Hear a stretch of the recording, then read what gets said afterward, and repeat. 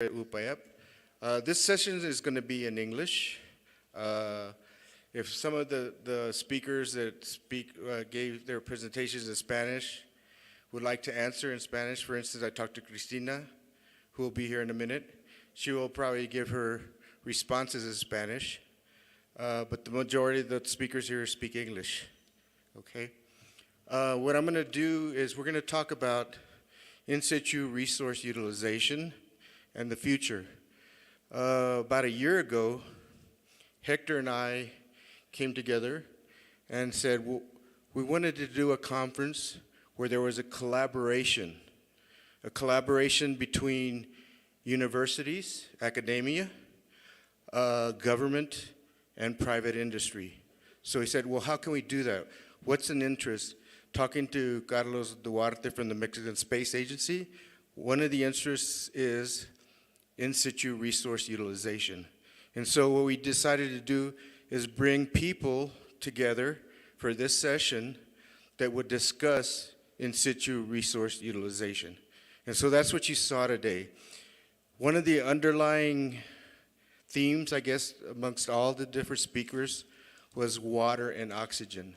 So we had speakers talking about directly or indirectly of how we could find water, what was the importance of water, and what is the importance, for instance, of Dean's talks of the recycling of water and finding water from inside our environment and reusing it.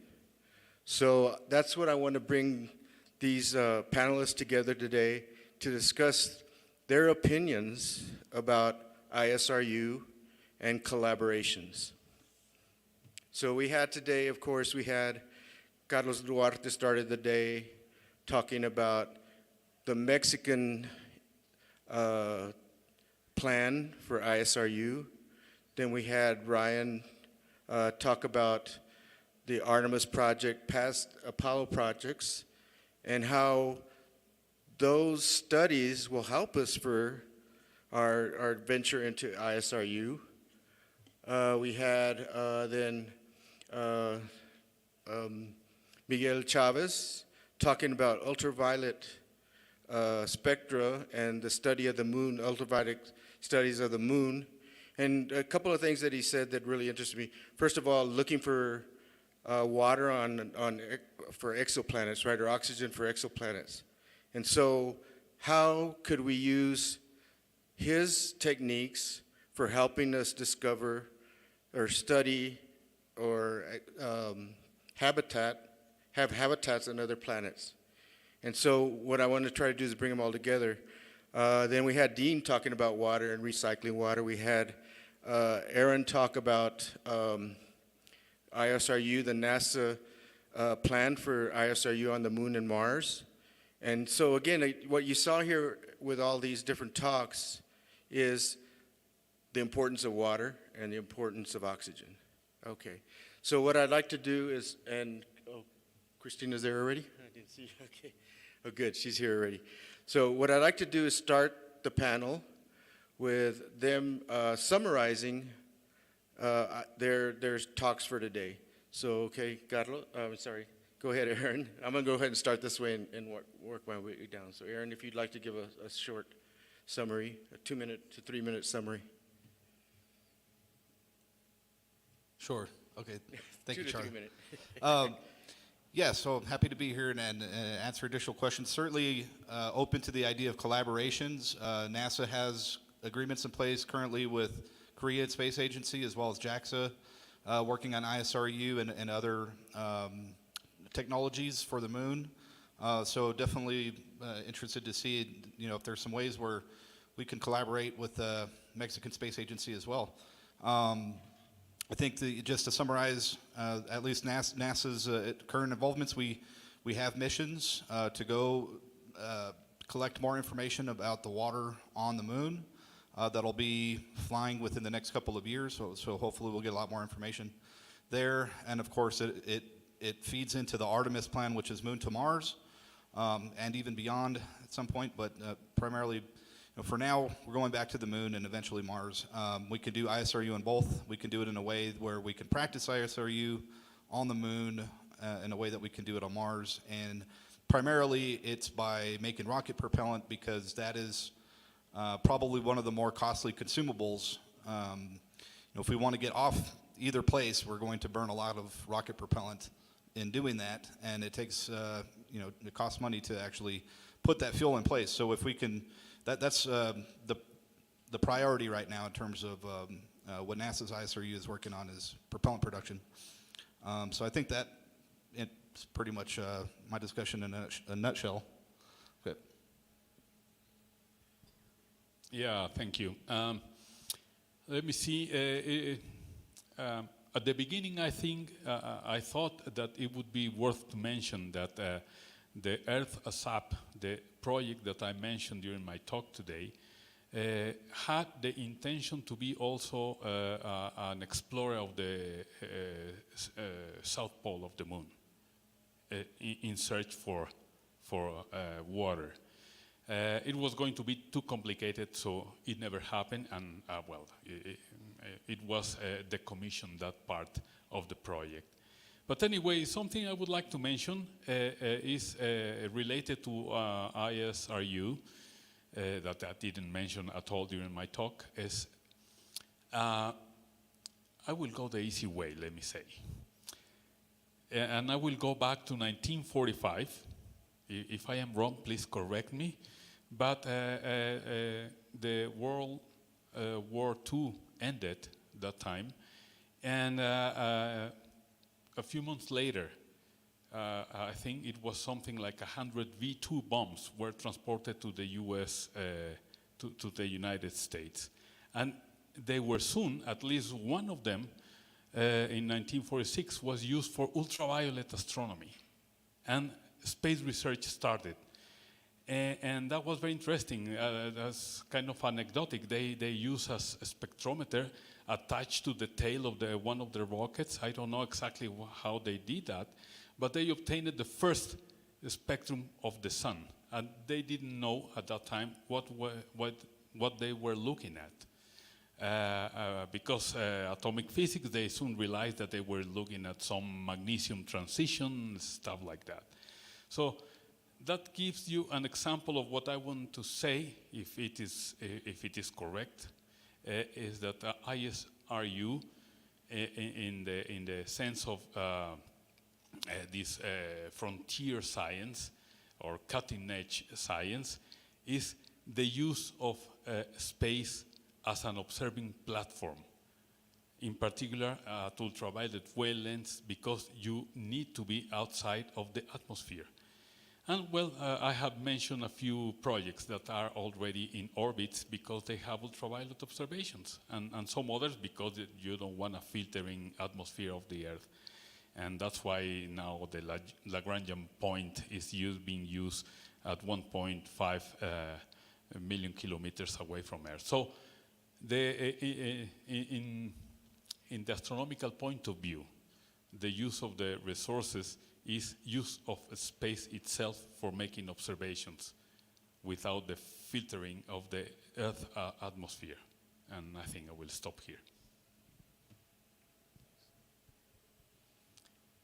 Thanks. Let's see. So the summary of my paper, I think you may have got the impression, possibly, but the one thing that astronauts appreciate more than anything when they go off into space is what they leave behind. And so I would like to see everything we're doing. And one of you came up and asked me, how can I apply this on Earth? How can I apply this at the household level? And that's the mindset I love to hear from young people. And so, and I think we're doing that. Our water team is working with Aaron's group to collaborate. And I think the more we can do, your generation is facing multiple challenges. And so I would love to see us take this in situ stuff, this view of the Earth from far away, and give us a new appreciation and apply all these new technologies to here at home as well. And Charlie, I thought I had mentioned I'm an introvert, so I'll pass the baton. But yeah. Thank you very much. Well, my talk was about, the first part was a very basic description of what ISRU technology is, just very basic, what are the applications, the main applications like extracting and processing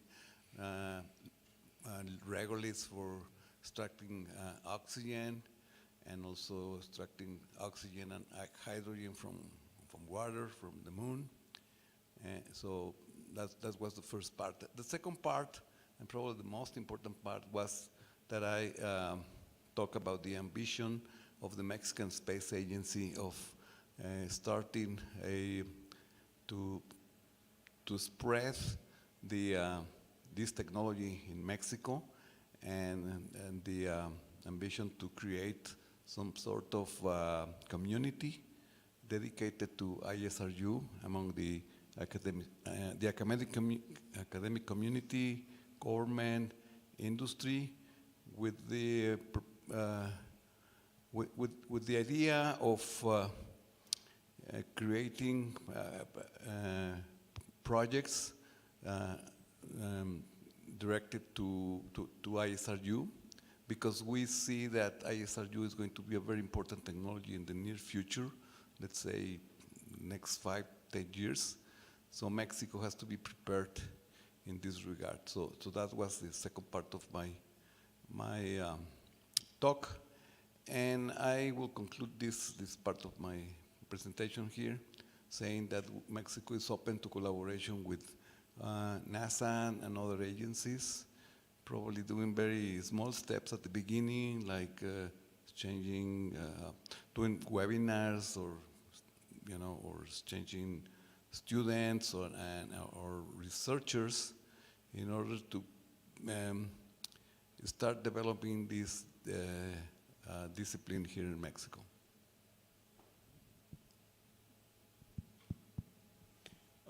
So my talk wasn't about ISRU at all. I guess I missed that memo. No, so to summarize my talk, I talked about how we've used the Apollo samples for the last 50 years and all the good science that we've done out of them, and specifically what we did over the last few years with the special project to open a few of the unopened samples. And then I talked very generally about what's coming for Artemis. And so I think the only thing I would add for ISRU is that, and I didn't talk about this during my talk, is that Apollo samples are available for ISRU studies. I mean, I know that sometimes you want kilograms or even tons of sample, and so that's not going to happen. But we routinely hand out grams of sample for people to test oxygen, how you're going to liberate oxygen out of actual lunar soil. You develop all of the technology on simulants, but eventually you need to ground truth it on Apollo sample, and we're very excited for people to do that within the constraints of the masses that we're allowed to allocate. And the only other thing I guess I would add is that as far as collaboration goes, we're very excited to see our samples studied all around the world, and so we are very happy to share the Apollo samples. Every request gets treated the same. Every request goes through a rigorous review process, but we're very happy to see the sample studied in other countries, and we work really hard for that. So everywhere it's legal for us to send them anyway, and so we look forward to continue doing that. Una disculpa, voy a contestar en español. Me siento más cómoda. Pero bueno, respecto a las actividades de ISRO y lo que tiene que ver con lo que presenté de navegación, en realidad, en un inicio un poquito de contexto, en un inicio cuando estábamos empezando a trabajar en este proyecto, un equipo mexicano o una fundación en México, no voy a decir nombres, comenzamos a colaborar porque queríamos o porque ellos tenían los intereses de hacer exploración ISRO. De hecho, ya tenían en sus planes contemplados que fuera el lanzamiento no antes del 2030. Entonces, en ese contexto estábamos entrando en investigación. Todavía está un poco quieto ese equipo, sin embargo, tenemos esperanzas. De igual manera, en el INAOE no hay como tal actividades tan extensas como en otras agencias, mismo aquí en México. Sin embargo, existen muchos equipos de rovers, de cohetería, de un montón de cosas que están haciendo esfuerzos, pero también podemos contribuir en la parte intelectual sin necesariamente a lo mejor tan constructiva como los tienen en otros laboratorios del mundo, precisamente porque no tenemos infraestructura tampoco para probar. Entonces, sabemos, por ejemplo, que necesitamos, o para poder colaborar de una manera más real, teniendo ya en cuenta también pues algo que pueda lanzarse, pues necesitamos no solamente los recursos para la construcción, sino también los laboratorios pertinentes para que se puedan hacer pruebas. En este caso nosotros estamos haciendo simulaciones que claro que contribuyen también. Sin embargo, otra cosa importante sería, además de la colaboración internacional que se puede hacer, y por lo cual está también este foro que vino UNOSA, JAXA, NASA, también está representante de la Agencia Espacial Mexicana, también la colaboración interna entre distintas instituciones, porque justamente se pueden estar trabajando en muchos lugares en algún tema en particular, pero son bastante aislados, incluso dentro de una institución misma. Entonces, tiene que ver o es relevante la parte de la construcción que nosotros estemos haciendo de nuestro sistema, sí, pero también queremos impulsar las actividades no solamente de ISRU, sino también otras, pero principalmente esta porque va en camino hacia las futuras misiones, con la colaboración no solo internacional, sino también nacional, y dando a entender al gobierno también que es esencial destinar o invertir este dinero en pues la capacidad que se pueda tener como país, porque también se puede hacer retribución, no solamente va a ser un gasto, como muchas personas podrían llegar a pensar, sino también es un avance como nosotros como país para también posicionarnos y poder colaborar más con las otras agencias con las que ya se tiene algún acercamiento. Thank you. So Ryan said that he didn't think his talk was RSU related, but to me it was very important. That's why I invited Ryan and Andrea with the samples, is because I think that as scientists and engineers working on ISRU, you need to understand the material that you are going to be working on. So we do experiments here on the Earth, but if you look at Earth soils, if you look at sand, it's not the same as working on the moon or Mars. And so by seeing the samples up close, hearing about what was done in the past, how they had to overcome different difficulties that they had in order to explore the moon, that will help us for the future. That'll help us for RSRU. So that was one of the whole reasons for inviting Andrea and Ryan, besides being very good friends, and I always enjoy seeing them. But again, I think it's important for us as engineers and scientists to think about where we're doing our experiments. Where are we going to be doing this? There's going to be different gravities, different temperatures. The atmosphere is different. So how is that going to affect our instrumentation? And so again, thinking about that ahead of time will prevent problems later on once we get to the surface of the moon or Mars. So that was one of my reasons for inviting them. So now, as I said before, what I thought that what our vision was to have this collaboration between academia, government, and private industry. But one thing I don't really see represented here, at least as far as I know, is private industry. So my first question to the panelists is, how can we get private industry more involved in what we're doing? And how can we make it more attractive to them? What can we tell them so that they will come to these types of conferences that we have?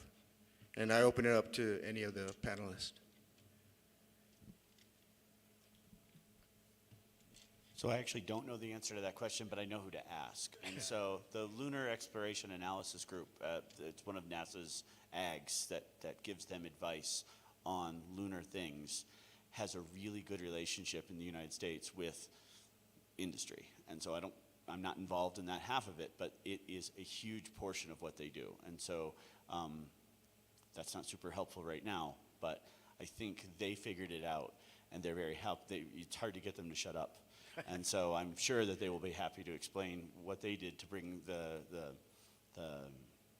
industry into their circle, and how useful it's been, and things to avoid or things to shoot for. So I don't know how helpful that is, but I think it's a start. It's something that we need to do here as our and I can organization. put folks in touch with the chair and the deputy and the head of they have an entire council dedicated to that. So Carlos? Yeah, I think, at least from the point of view of the Mexican Space Agency from Mexico, private industry is interested in being funded by the agencies, by the space agencies.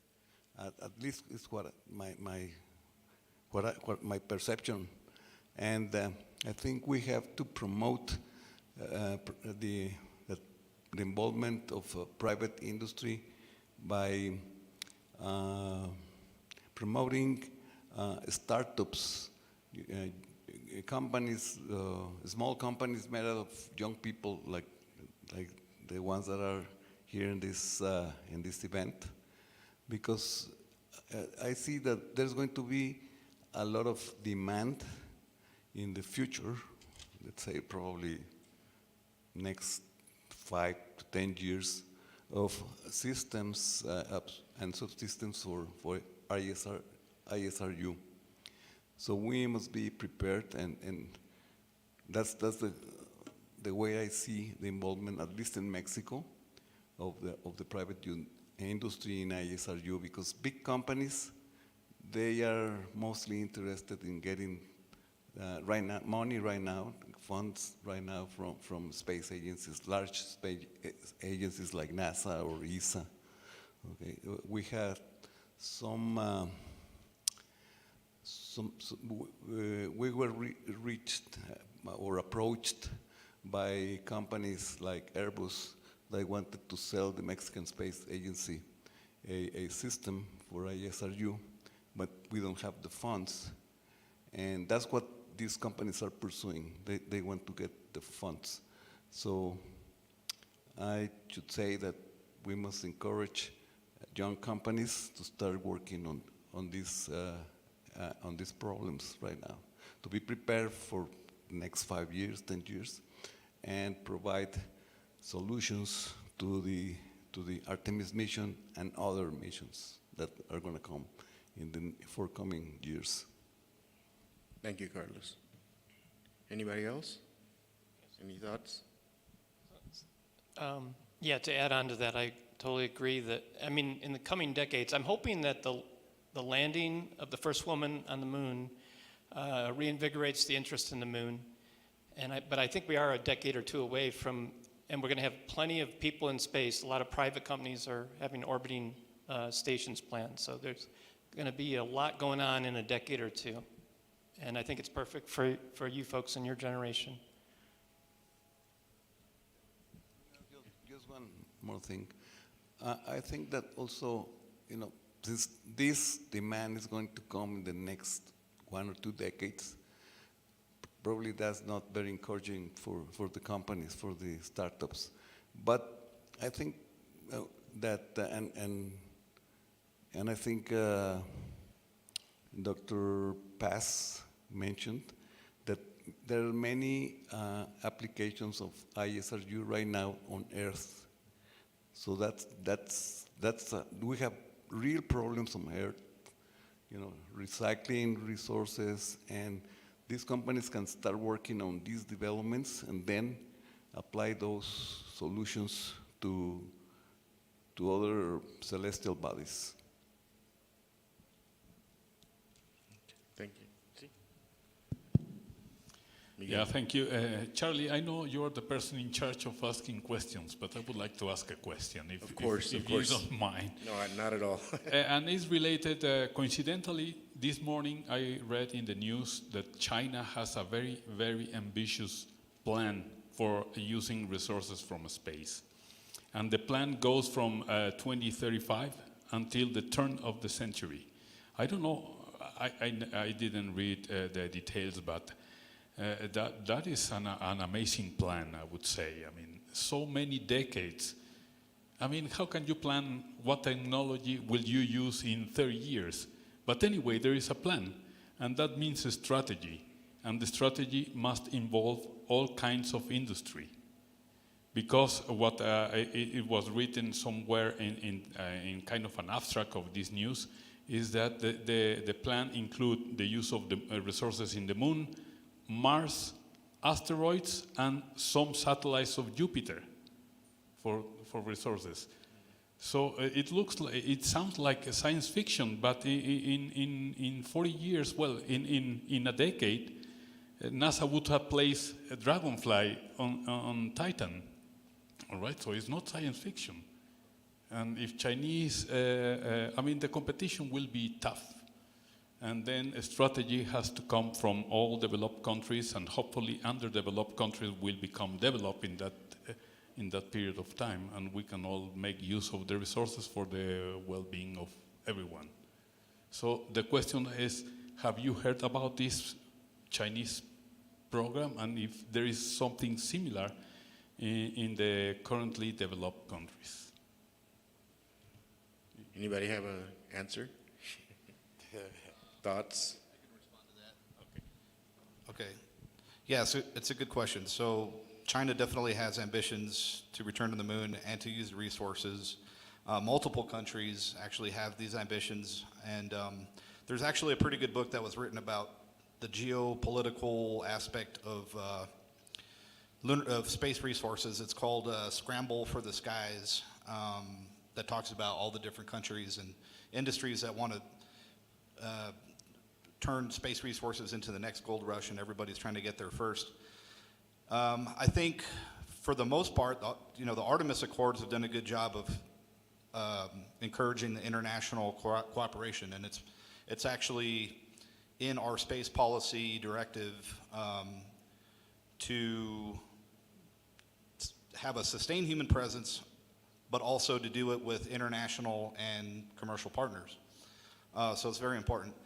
But China did not sign the Artemis Accords. So, that is a concern, I think, for some. I think I read it, the comments from our administrator about this was a concern is that if China gets there first, they can try to stake claim to the resources and keep everybody else out. And then we have to get, I don't know, Space Force involved or something to try to keep up. So we don't want that to happen. I mean, it's definitely better to collaborate. But I do think it's important for all involved to see that those ambitions are there, because that might help push a little bit of priority towards developing this technology sooner. I think right now, at least, NASA's focus is on those first few missions of getting somebody back. So that takes so much effort right now that it's hard to keep the long-term view of what we're going to do with these resources and how we're going to actually live in these places. It's hard to make it a priority when you're just trying to get back to the moon, which is tremendously difficult. But I think when we talk about the ambitions of China and other countries, I think that could actually help in some ways to promote the priority of the long term. Thank you, Aaron. So my next question to the panelists is, the majority of the attendees are students, and so they're looking at you here on stage for ideas for maybe future research, ideas for where they should go. So my question to you is, what do you feel should be the next steps in resource utilization that current and future researchers should pursue?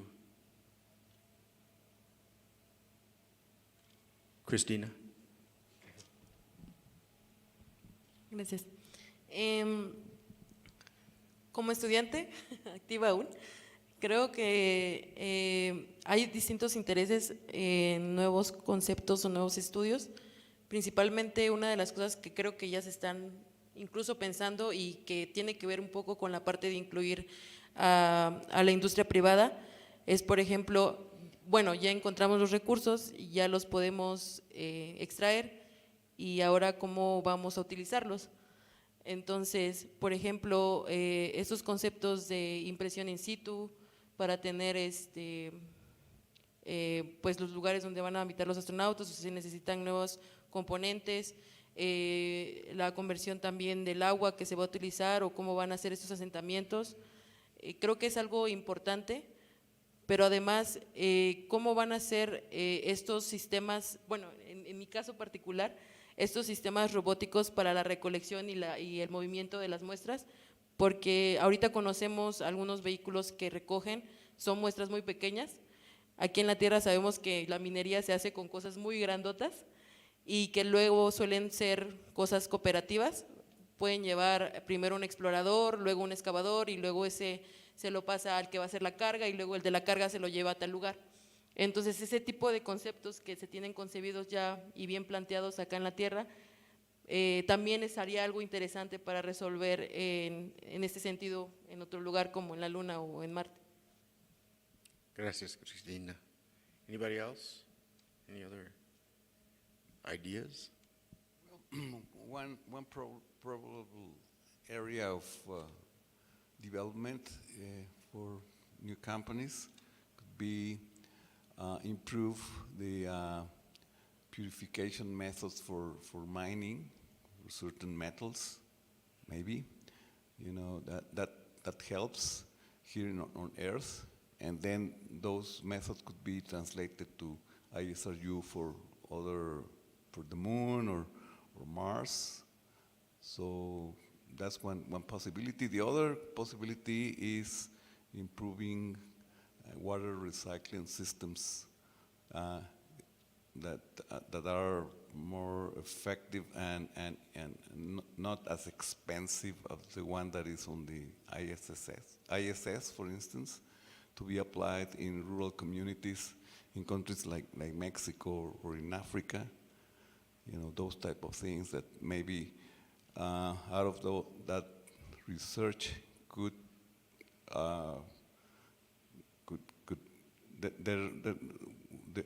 get some methodologies or results that could be applied for the moon and Mars.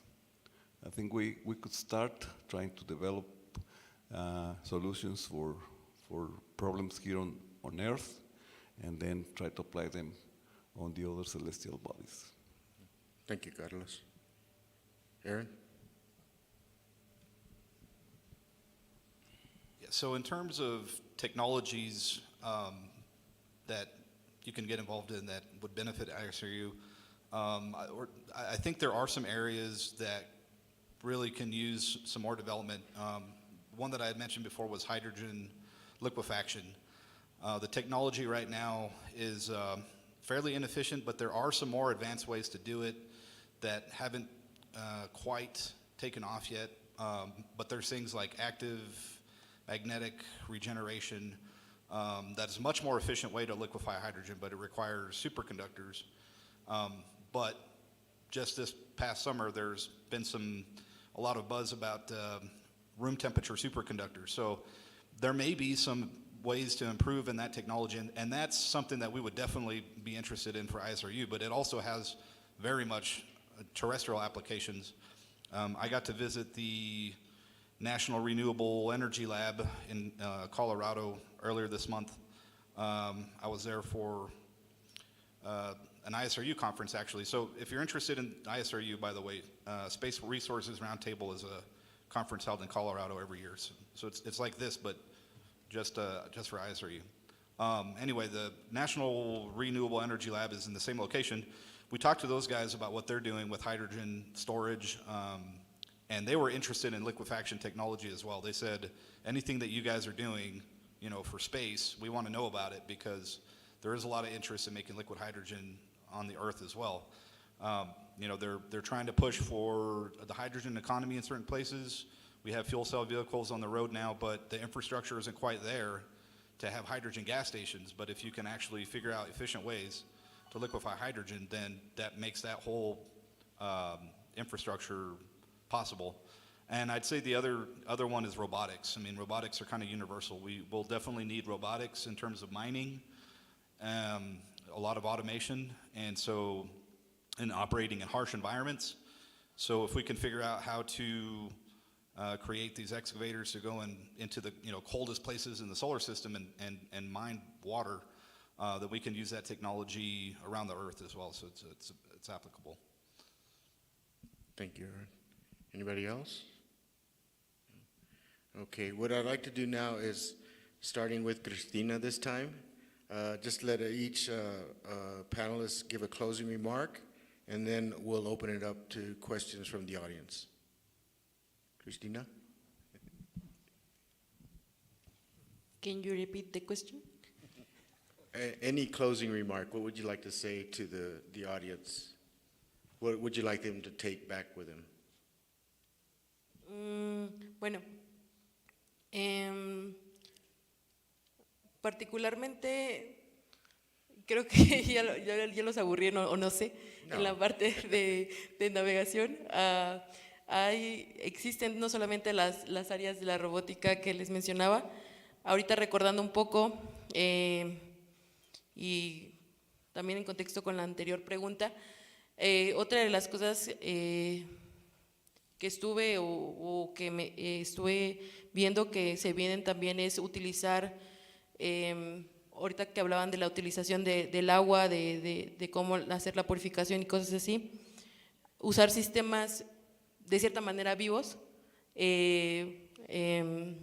cianobacterias o cosas así, que puedan ayudar a limpiar los recursos, el agua en este caso, para soportar la vida. Entre otros conceptos que tienen que ver en ese sentido, en el que, bueno, ahorita en México esa área está bastante antigua también, la astrobiología, pero actualmente se está repuntando mucho en México. Entonces hay personas que aparte de hacer como esta cuestión de buscar la existencia de organismos vivos o algo parecido, también cómo podrían utilizar esos conocimientos de esos organismos para utilizarlos dentro de la tecnología que nos pueda ayudar a estar o permanecer en algún otro, en otra superficie planetaria como Marte o en este caso la Luna. Gracias, Cristina. Artemis is coming. I know that sounds ominous, and whether we like it or not, or whether we're ready or not, and honestly, we're not all the way there yet. And so, but I think it's a really big opportunity. There's when I showed the 10 different things that have to happen for Artemis to happen, and I only talked about 3. Not all 10 exist yet. I mean, there's a plan, and they're building them. So there's a lot of opportunity coming for Artemis from an engineering standpoint, how we're going to do it, and then when we get the samples back, they should have volatiles in them. They should, give us enough information that figuring out how to do ISRU on the moon will be much better constrained. Because right now it's like, how much water is there? How much ice is there? Where is it? All of that really right now is highly speculative. And so I think even with Artemis 3, which isn't going to go to a permanently shadowed region, or not a big one for sure, we're going to learn enough to start constraining this, as will other robotic missions like Viper and stuff like that. So I think there's a lot more information coming, and there's a lot of exciting opportunities on the horizon. Thank you, Ryan. Okay, thank you. Yes, I would like to remark this initiative from the Mexican Space Agency to create this community of ISRU institutions and individuals. So count on the Mexican Space Agency to coordinate these efforts, and specifically for UPAEP, my recommendation is that consider starting an SRU program here at UPAEP by inserting courses on ISRU, webinars, and we can help at the Mexican Space Agency to bring experts from other parts of the world, and also to our friends from NASA and JAXA, an invitation to collaborate in this effort by providing experts for, let's say, webinar once a month or every 2 months, not something that will be very taxing on their current obligations. So that'll be very helpful. See if we can have a talk from an expert from NASA, let's say once every 2 months or so. So and we can find the audience for that talk, and that will be the seed for starting more projects here in Mexico. Very good idea, Carlos. Thank you.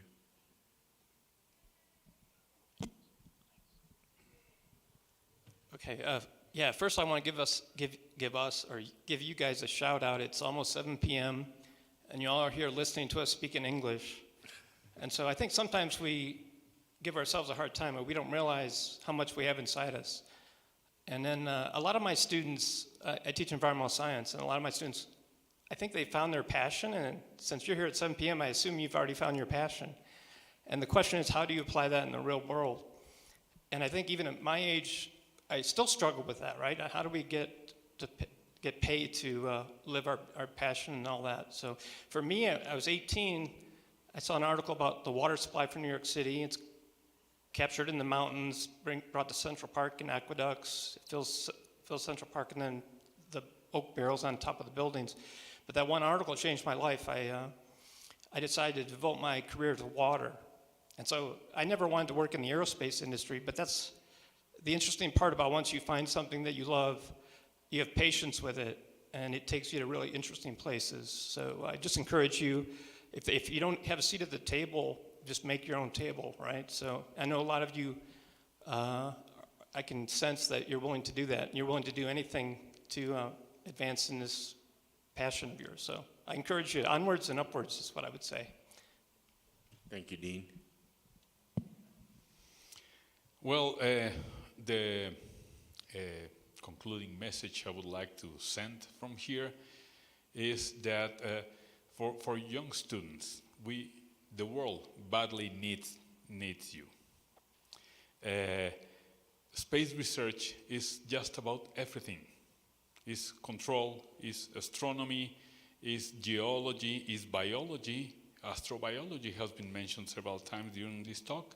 Astrobiology. And astrobiology, as I said, is also chemistry, is physics, is technology, is everything.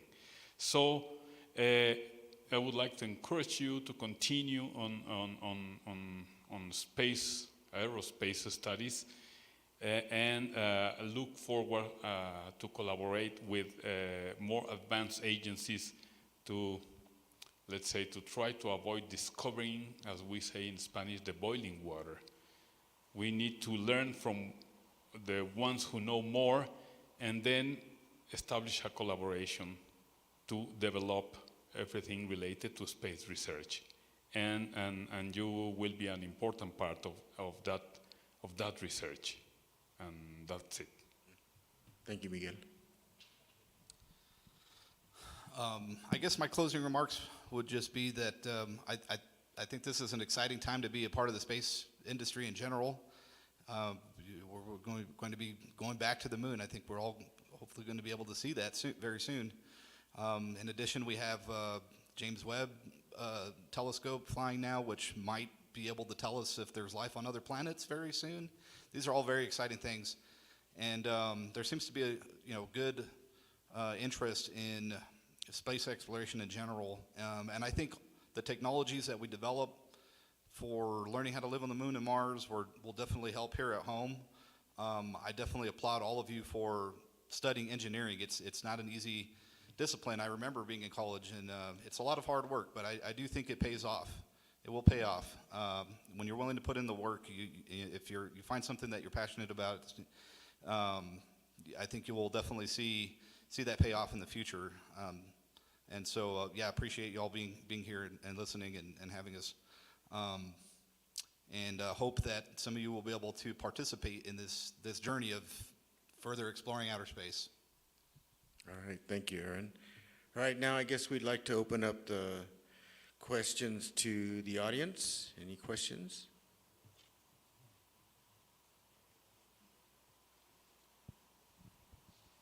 Well, this question may seem kind of basic. However, the way I see it, not many think about this. However, my question is, when we are doing this with space exploration programs, what is the objective exactly? All of you, all of us who are here, what's the reason why we are here? This question is a bit more philosophical if you want to see it that way, but I just wanted to say that currently literature has many books which talk about human colonization in different planets. So is that the objective? To simply continue to explore, to conquer?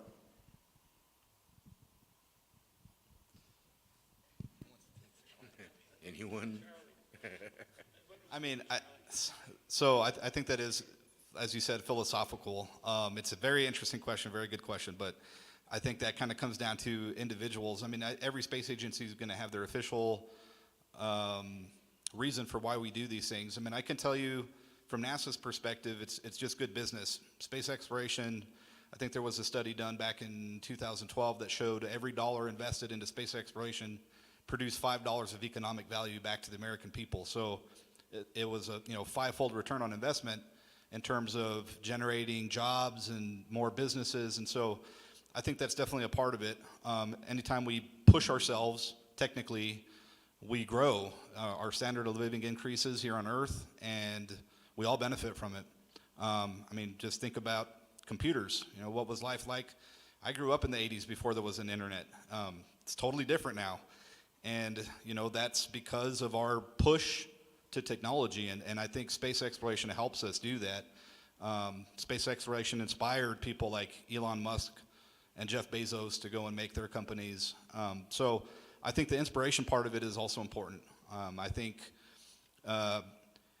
space exploration is something that is I think easy to be passionate about, because we could all look up at the sky and see what's out there. And I think human beings have always wondered what's beyond the horizon. So when you get that fascination and you push yourself to do things that you haven't done before, that comes back and benefits everybody, I think, when you start developing new technology. So that would be, I guess, my personal answer, but very good question.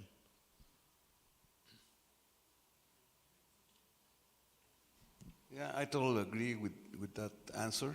And humans love to be challenged. We want, we love to discover, and that's our passion. And if we have the means, why not? Why not go to the moon? Why not go to Mars? I mean, it's a matter of we have that inside our genes, this ambition to know more, and also as a human species, sometime we will have to leave planet Earth, so we have to be prepared for that also. Thank you. Cristina? Es una pregunta muy filosófica en realidad, pero bueno, ahorita pensando un poco y parafraseando lo que decía Carl Sagan, que seguramente todos conocen, es que nacimos aquí en la Tierra, pero no tenemos que morir aquí. Entonces, puede ser que cada uno individualmente tengamos un propósito por el cual nos gusta este sector, por el cual hayamos entrado a él, o lo que sea que nos haya llevado aquí, y la razón por la que un montón de gente se conjuntó para empezar la exploración espacial. Primeramente empezó con la astronomía, y aquí en México, hablando específicamente, y en Illinois, pues fue la visión de Guillermo Haro, ¿no? Y el legado que nos dejó. Y de las grandes preguntas que se han hecho, incluso en la presentación del doctor D'Agostino, se hacían ya de si hay otros planetas y si podemos encontrar esas vidas como las conocemos. Entonces, en realidad, aunque es una pregunta filosófica y la han contestado, creo que de las cosas más importantes, nos empuja a hacer nueva tecnología, a crear nuevo conocimiento, a hacernos más preguntas como cualquier otra ciencia. Nos empuja a esas tecnologías, traerlas a la Tierra y a mejorar nuestra vida, pero sobre todo incentiva esa curiosidad, ¿no? Como digo, esto es algo bastante personal, pero al final creo que también deberíamos preguntarnos por qué como especie, por qué como un conjunto de individuos nos unimos para hacer estos esfuerzos, no solamente para mejorar la tecnología, traerla aquí a la Tierra, hacernos un poquito la vida un poco más sencilla, sino porque queremos saber queremos saber qué hay ahí y si nosotros podemos ser parte de ello también. Gracias, Cristina.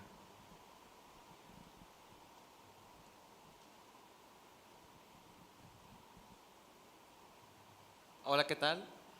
Me gustaría compartir un poco un punto de vista respecto a la pregunta. Y bueno, sí es muy filosofal en mi perspectiva. No sé si todos nosotros, pero por ejemplo, he pasado yo un momento en por qué hacer las cosas, ¿no? Cuando se pone difícil, ¿por qué levantarte? ¿Por qué debería continuar? ¿Por qué si me esfuerzo mi artículo no se publica? ¿Por qué no puedo obtener la beca? ¿Por qué en el trabajo me despiden? No lo sé, diferentes cuestiones que le afecta a cada quien. Y digo, al final del día, ¿cuál es el propósito? Me he puesto a pensar, si por ejemplo en 4.000 millones de años que el Sol va a crecer, va a llegar a la órbita de Marte, va a zambullirse a toda la Tierra y eventualmente, potencialmente todos podríamos morir, ¿por qué seguir? ¿Por qué continuar, no? Entonces, sí, digamos, la razón, vivimos por una breve cantidad de tiempo, pero pienso que estamos aquí para ayudarnos los unos a los otros.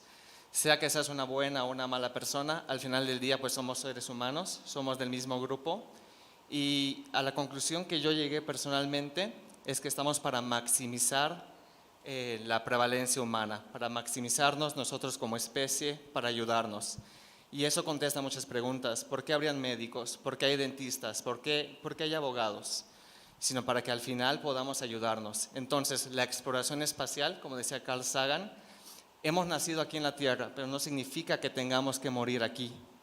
Por tanto, mi filosofía que me ha ayudado es, existe todo la NASA, JAXA, las agencias espaciales, para poder maximizarnos como especie. Y si bien no en 10 años, no en 15, no sé si en 100 años ya estaremos como especies interplanetarias, creo que este trabajo nos va a llevar en 1000 años, si seguimos vivos como especie antes de otra guerra, nos llevará muy lejos. Y el objetivo es maximizarnos como especie. Y bueno, eso me ayuda a conciliar el sueño. Muchas gracias.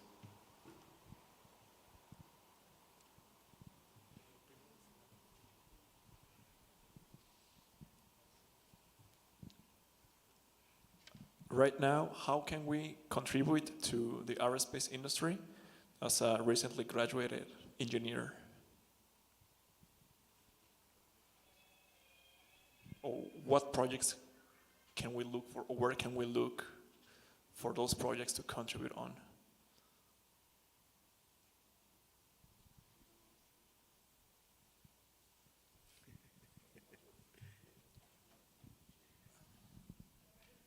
Anyone? It's a Bueno, voy a difficult empezar a question. contestar. Aquí a lo mejor me voy a meter en un tipo de problema o no lo sé. Como mexicanos, hay limitados proyectos en los que podemos participar. Algunos los comentó el doctor Chávez.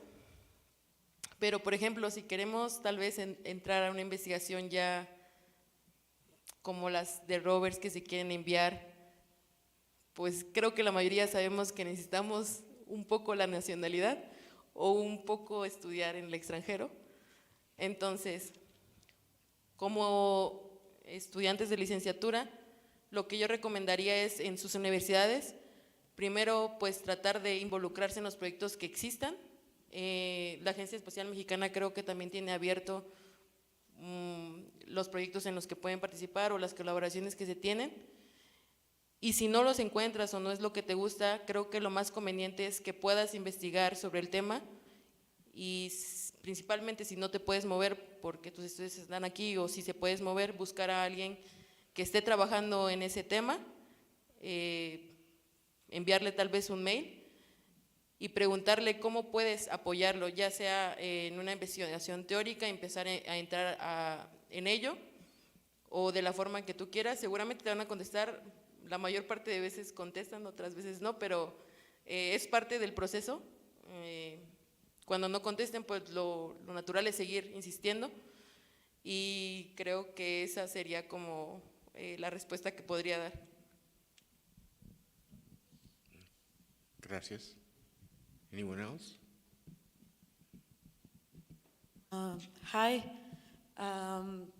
Well, I'm not an engineer or a physician or mathematician, but one day I'm going to be a doctor. So my question is, well, I have a dream, which is become a, I have a dream. I have a dream that I want to be an aerospatial doctor, and I want a master degree in aerospatial medicine. So I wonder if one of you could give me some advice to reach my dream, because you'll have the job that I really want. So I was looking for an advice for it. Well, I know, for instance, Johnson Space Center, they have a whole medical team. And what they do is study the effects of space on the human being. So finding, like Christina said, finding someone that's doing that research and then maybe going in that direction, asking them questions and asking them if they have internships that you could work with. I think one of the main objectives for a student is two things. Well, two things. One is the ability to lose the fear of asking for help, one very important one, to reach out to people in the areas of research that you're interested in, and also studying what that is and who's doing it, so that way you know. So you have a background and you ask very intelligent questions when you go talk to these people. But mainly finding out who's doing what and where. So at Johnson, it would be the medical branch there at Johnson Space Center, but I couldn't tell you. I know the Air Force does research in the U.S., but here in Mexico, I'm not sure who, but I'm sure that Air Force probably here as well would do that kind of studies. So looking at, and that's something we didn't touch on, is the military aspect. A lot of times the military in many countries have a lot of money and they look for students, so that's also a possibility for doing research.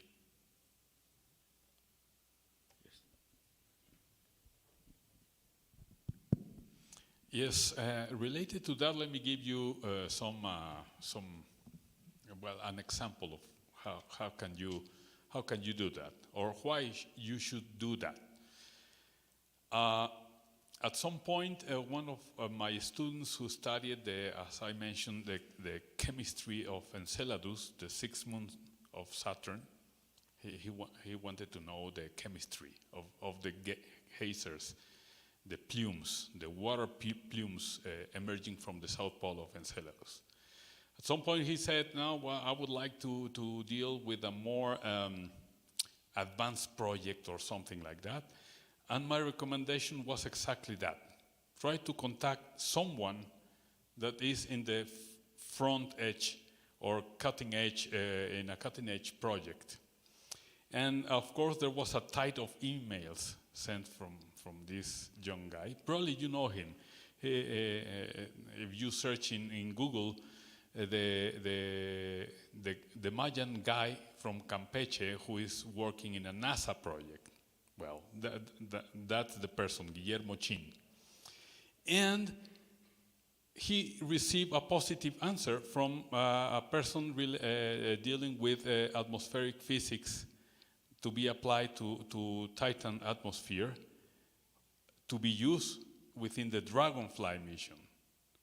And what is happening now? He's now in this, as I said today, he's in the Southwestern Research Institute in Boulder, exactly doing what he wanted, working in a project at the front line, no? So that's a good advice. If you want to do something about medicine in space, well, try to search for someone who is dealing with that. Well, not only one. Make a tide of emails to whoever is apparently working on that, and you will receive an answer. I'm pretty sure you will receive a positive one at some point.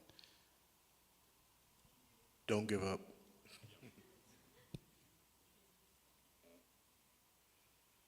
There's a question back.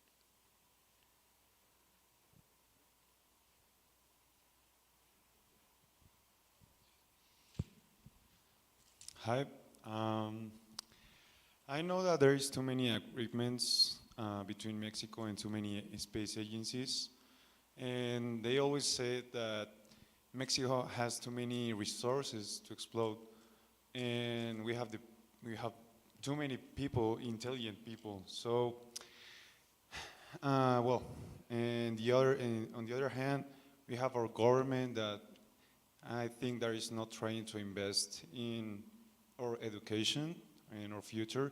So my question is that, is there any chance to bring space agency facilities to Mexico to try to be better in development or research? That's it.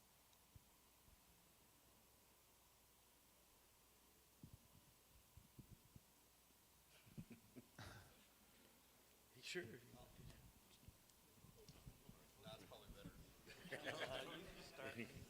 Well,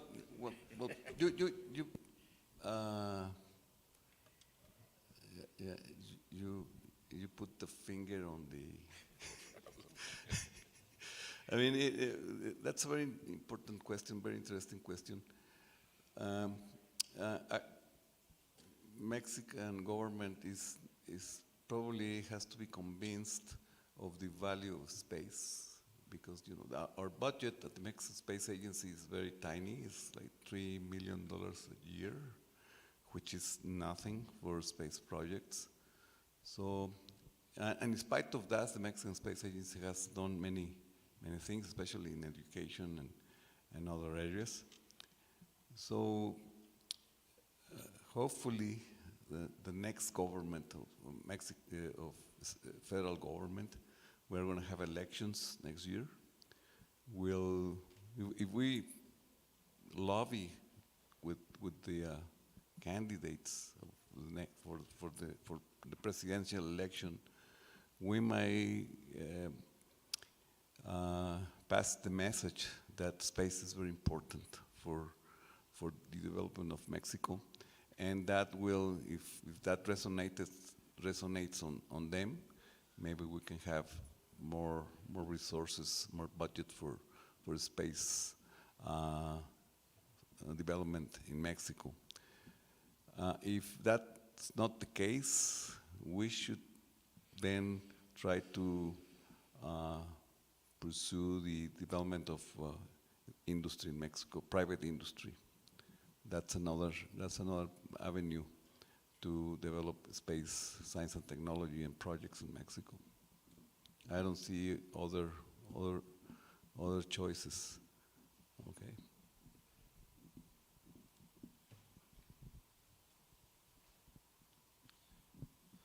Yeah, I think you said it perfect there. Yeah, I think from NASA's perspective, that's that they have their whole facilities already there. But I think going directly to private sector could be an option, because that model has worked in other industries, I think, in Mexico, to bring manufacturing. I mean, I understand there's car manufacturing plants here in Pueblo, so there's several models of industry coming here, and I think as companies like SpaceX are trying to mass produce rockets, there may be some opportunities there, even if it's just for specific components. And so that might be, I mean, I'm just speculating, but I think that could be a potential path towards what you're asking. Looks like there's one more question over here.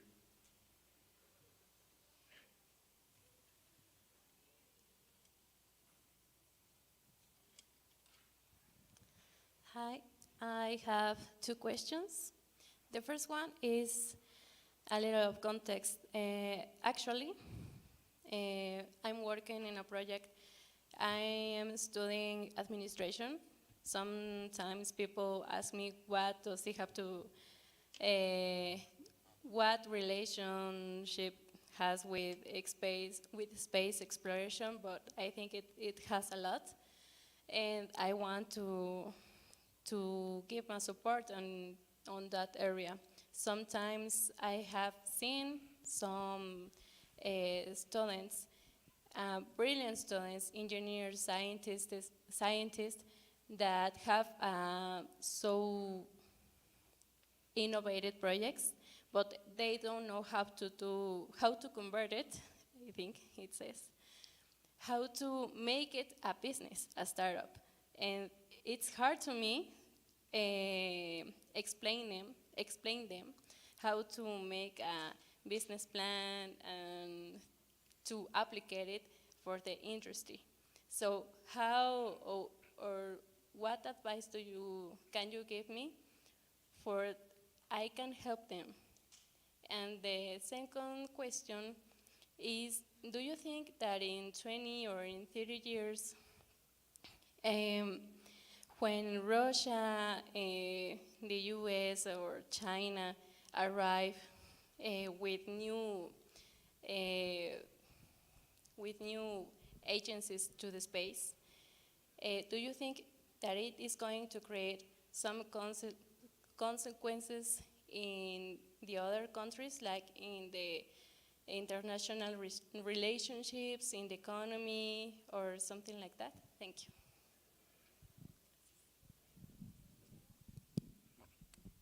I can attempt to answer the first question. I mean, making business is not easy.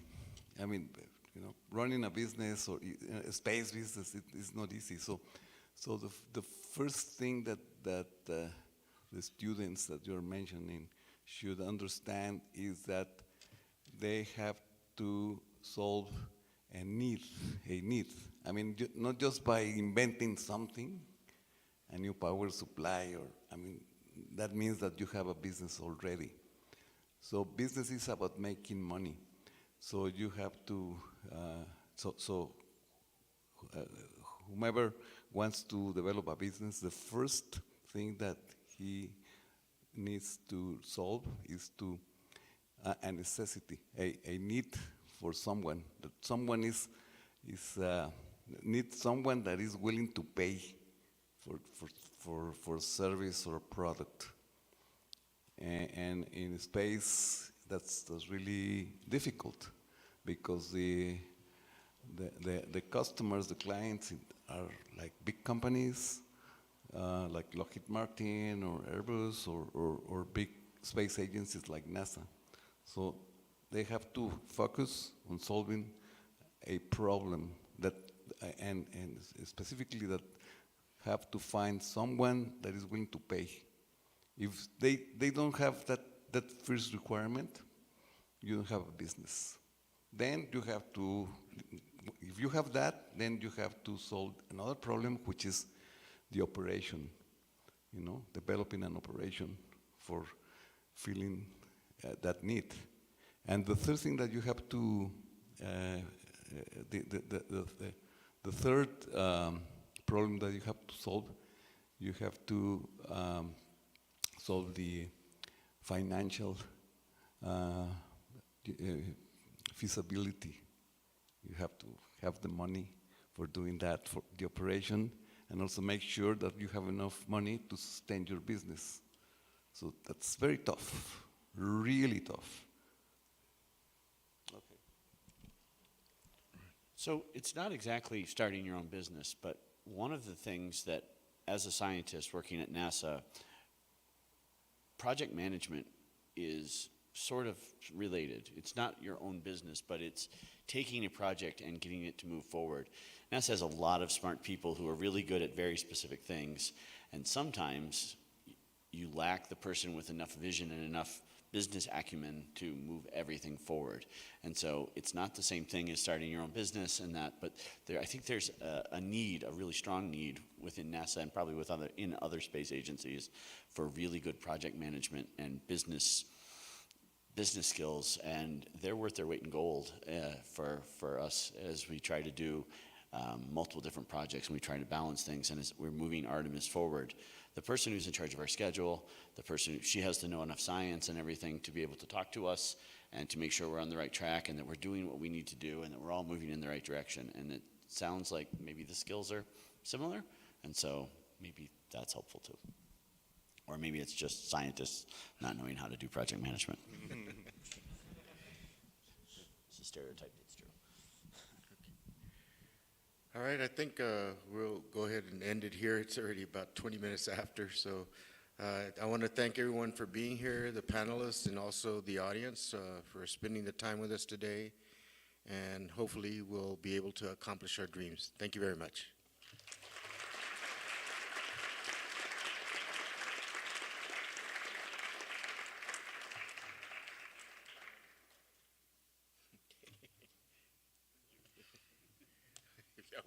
I think they're stuck to their chairs.